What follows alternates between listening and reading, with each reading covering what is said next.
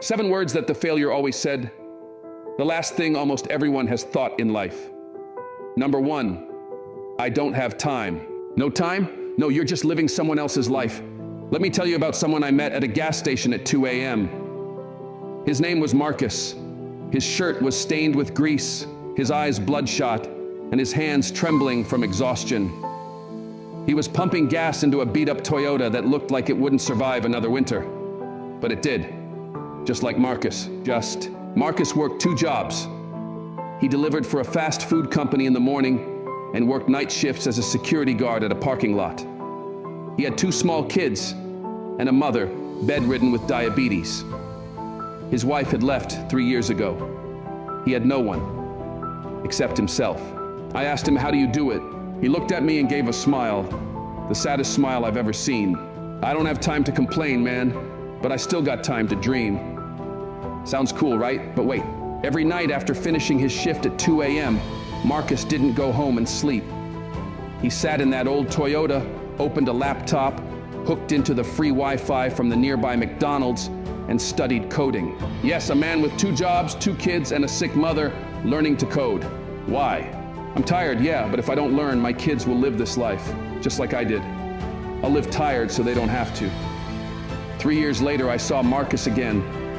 He wasn't wearing a security uniform anymore. He was in a hoodie, laptop in hand, sitting at a fancy cafe in the city.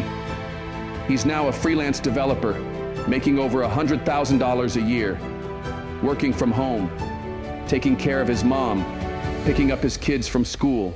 I asked him the same question. "How did you survive those 3 years?" He answered, "What did I do? I just gave up 3 hours of scrolling every night. I stopped blaming my schedule. I took my time back." People don't fail because they're too busy. They fail because they don't know what to prioritize. That phone in your hand, it's killing hours every day. Netflix, TikTok, YouTube, scrolling Instagram, reading Reddit drama. No time, no, you sold your time to distractions. Failing people don't control time. Time controls them through things they never truly wanted. You don't need 8 free hours a day to change your life. You need 1 focused hour every day, every single day. Here's what I want you to do after this episode. Open your phone, go to Screen Time or Digital Wellbeing. Look at how many hours you spent on each app yesterday. Delete the one that ate the most time. Don't uninstall, delete it, no negotiations. Then write down 1 thing you truly want to do with your life and promise to give it at least 1 hour a day for the next 7 days. If after 7 days you don't feel any change, you can go back to Netflix, but I bet you won't. The final question for you is, if you don't have time to change your life, what are you planning to do with the rest of it? If this podcast made you pause and think, that's good, hit subscribe. Because I'm not done speaking the truth until you're done living small. Number 2, I'm not good enough. You don't need to be good enough to start, but you do need to start to become good enough. I once knew a girl named Lena. She was studying graphic design at a community college in Texas. Lena had a beautiful voice and eyes that made you believe she could do anything. But what she didn't have was belief. Every time someone complimented her design work, she'd just smile awkwardly and say, "I'm not that good, must have been luck." She didn't dare apply to her dream company. She didn't post her portfolio online.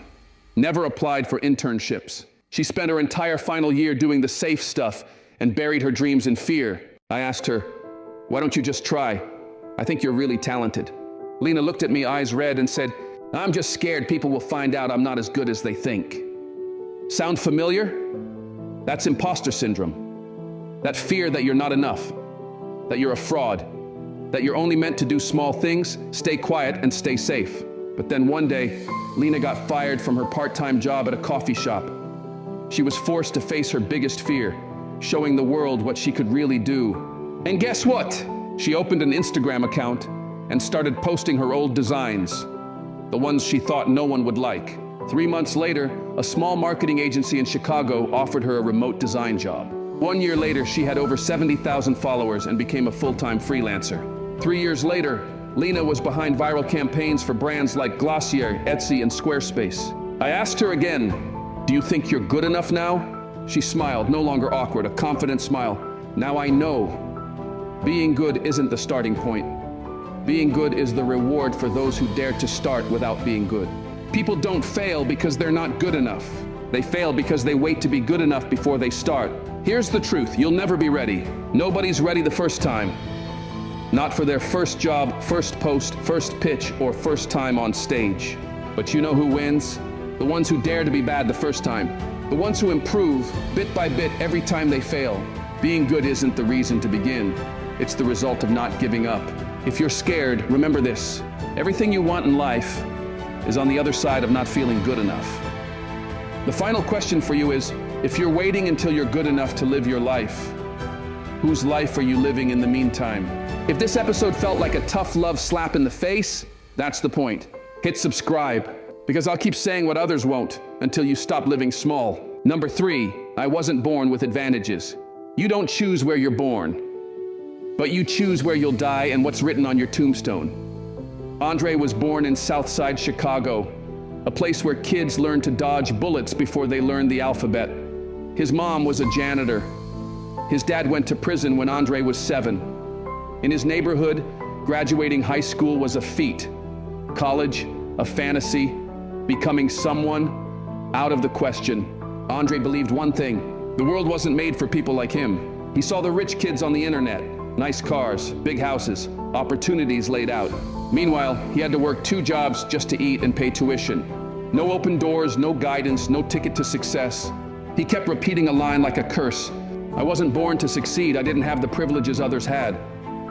But one day, Andre passed by an old bookstore and saw a worn-out copy of Rich Dad, Poor Dad, the book everyone talks about, but he never had money to buy. The owner, a middle-aged Asian man, handed it to him. For free, no words. Andre read it in one night, then read 10 more books. Then began studying personal finance, online marketing, and content creation from free videos. 1 year later, Andre launched a YouTube channel teaching young people how to build income from zero. No one watched at first, but he kept posting every week, every video. No fancy camera, no good mic, just real content and a hunger to change his life. 3 years later, Andre had over 500,000 subscribers, 2 best-selling online courses, and an income 50x higher than his mom ever made in the laundry factory. He moved his mom out of the old neighborhood, paid off debts, put his sister through college. I asked him, did you ever feel like you didn't deserve it? Andre said, yeah, but I didn't let that stop me. I'd rather feel undeserving than feel powerless forever. Failing people think circumstances define their life. Successful people know it's how you respond to them that changes everything. You can't choose where you're born, but you can choose how you live and how you don't let your past define your future. Maybe you don't have rich parents or connections or a foundation, but you have the internet, you have YouTube, you have ChatGPT, you have thousands of free courses, you have the night. No matter how tired you are, it's still yours. What you lack is an opportunity. What you lack is discipline, hunger, action. Stop complaining, turn off your phone. Find something you want to learn and learn it. Tonight, 1 hour every day for 30 days. Digital marketing, Excel, video editing, TikTok content, coding. After 30 days, you won't be the same. No one's forcing you, but no one's stopping you either, except you. And if you keep believing you weren't born with privilege, you'll die still telling the story of why you never started. The final question for you is, are you going to use your situation as an excuse or as the beginning of a story worth telling? If you saw yourself in this story, then you have the power to write the next chapter. Don't forget to subscribe to this podcast, because I'm here to destroy every lie you've ever believed about your limits. Number 4, I'm too late. Some people start at 18 and burn out by 25. Some restart at 45 and become legends. Time doesn't betray you. You're the one betraying time. Linda is 42, divorced, homeless. Her 2 kids live with her ex-husband in another state. And the night she hit rock bottom was the night she had to sleep in her car in a freezing Walmart parking lot in Montana. She used to be a devoted wife, a full-time mom. Her whole life revolved around taking care of her husband and children.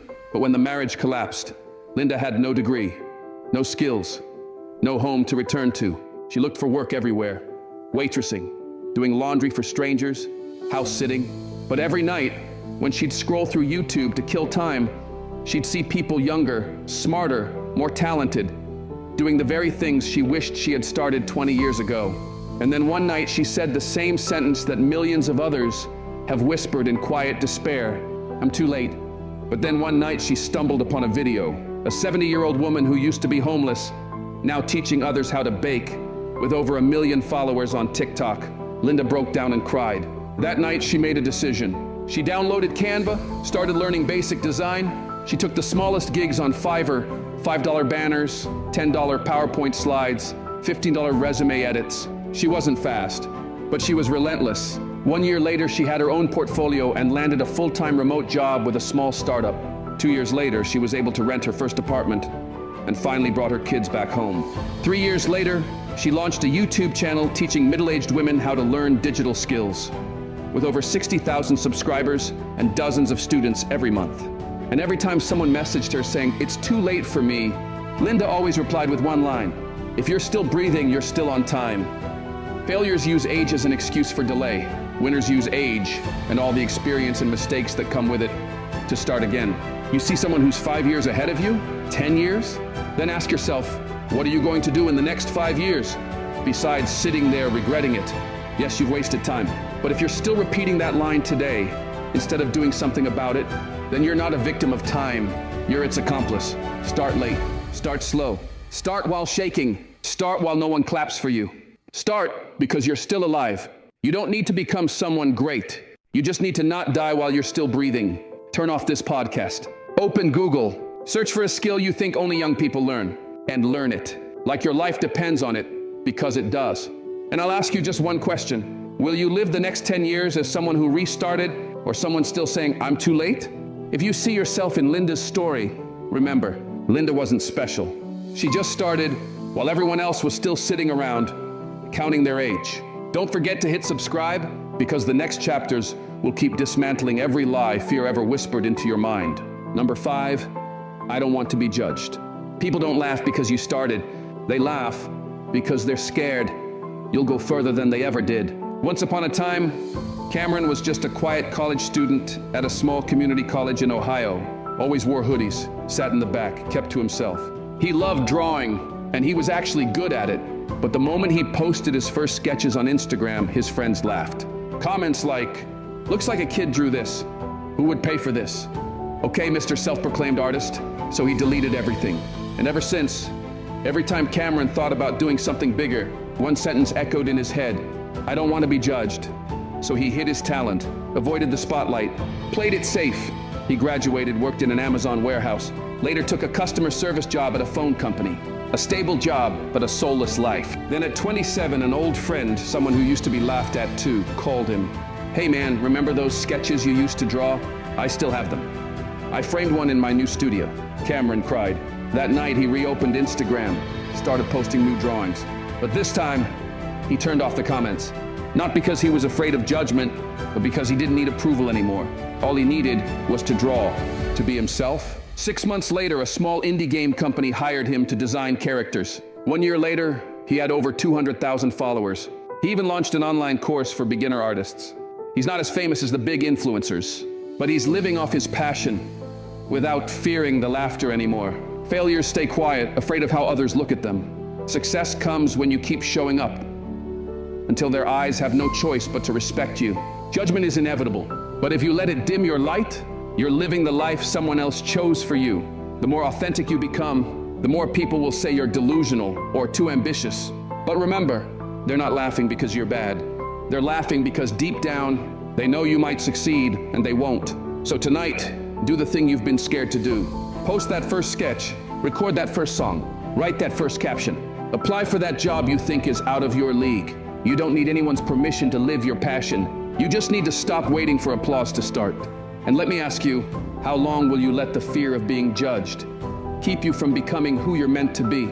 If you've ever stayed quiet because you were scared of what people might say, this chapter is for you. And don't forget to subscribe, because here we're not just talking about motivation. We're helping you break free from the old version of yourself. Number 6, I tried and I failed. Trying once, then quitting is like jumping into the water, getting your hands wet, and saying you know how to swim. Jasmine, 23, once wanted to be a food review YouTuber. She shot her first 4 videos with an old phone, edited them with a free app. The video quality was blurry. Her voice wasn't clear. Only a few dozen views. A few comments like, "Boring, just quit, it's a waste of time." And Jasmine listened. She stopped. In her mind, the same sentence kept playing, I tried and I failed. After that, she worked as a cashier at a coffee shop. Every day she served customers live streaming on TikTok, vlogging their food, talking about the dishes she once wanted to make videos about. One day, a famous girl came to vlog at the shop. Jasmine realized that was the same person who left a negative comment on her video. And Jasmine thought, I didn't lose because I wasn't good. I lost because I gave up too soon. That night, she went home and rewatched her old videos. They were bad, cringy, but they meant something. The following week, she started again with that same old phone. But this time, she didn't care about views. She only cared about consistency. 2 videos per week, no quitting, no deleting. 6 months later, she wasn't famous, but a small restaurant invited her to shoot a test video, paying her with a free meal and $20. Jasmine said yes, and today, 3 years later, Jasmine runs a TikTok food review channel with over 350K followers, focused on cheap local eats, and gets invited across dozens of states to create content. You haven't truly failed as long as you keep going. Failures say, I tried and it didn't work. Successful people say, I tried, it didn't work, but next time I'll do it differently. Success isn't about the first time you do something, it's about the mistakes and stumbles you refuse to let stop you. What's something you tried once and then gave up? Maybe it was writing a blog, going to the gym, learning guitar, starting a small business, posting your first video. Try again, but this time don't expect instant results. Expect yourself to last longer than anyone else. Because if success only took one try, wouldn't everyone be successful? So let me ask you, the thing you're calling a failure, is it really a failure? Or just one try that wasn't enough? If you've ever quit after your first attempt, this podcast is exactly where you need to be. Hit subscribe so you won't miss the upcoming chapters, where I'll help you turn every excuse into fuel. Last thing, I'm not that kind of person. You're not that kind of person, or have you just never dared to become one? Daniel, 28, was an IT employee in Austin. Smart, quiet, disciplined. But for years, one thing always made him feel less than others. He was terrified of public speaking. Whether friends invited him to networking events, or his company asked him to present at meetings, Daniel always said, no, I'm not that kind of person. I'm not good with words. I'm not capable of doing that. He believed he belonged behind a screen, not on a stage, not in a spotlight. But one day, Daniel's manager suddenly quit. The new IT lead was younger than Daniel, but had spoken confidently in front of the CEO, even though his technical skills were weaker than Daniel's. And that's when it hit him. It's not that I'm less capable. I've just locked myself in a box labeled, I'm not that kind of person. That day, he opened YouTube and typed, how to speak in public. He studied every tiny trick, where to place your hands, where to look, how to pause between sentences. He practiced speaking alone in front of the mirror for 15 minutes a day, for 100 straight days. At the next big meeting, Daniel volunteered to present a new project. His heart was racing, palms sweaty, but he stood up anyway. He spoke with hesitation, not perfectly, but clearly. And when he finished, a colleague tapped him on the shoulder and said, I didn't think you could do that. That was incredible. A few months later, Daniel was no longer the invisible engineer. He became the leader of a new team, got invited to speak at tech conferences, and even hosted the company's internal podcast. People who fail often say, I'm not the type of person who can do that. But success isn't something you're born with. It's something you choose to practice, to learn, to repeat, even when you suck at first. You don't need to become someone else. But you do need to stop rejecting opportunities just because you think, I'm not that kind of person. So, what box are you trapping yourself in? I'm not the confident type. I'm not the entrepreneurial type. I'm not the leadership type. I'm not the kind who lives differently from the crowd. Let me ask you this. How do you know you're not that kind of person if you've never even given yourself the chance to become one? Don't let an old definition keep holding you back. Today, pick one thing you always believed you weren't good at and start learning it from the smallest step. And ask yourself this, who are you? When you're no longer limited by the old stories you tell yourself. If you're on the journey of breaking out of that box, download this video and listen to it at night or whenever you feel discouraged. And don't forget to subscribe, because I'm here to remind you, success has no mold. It's something you build, choice by choice.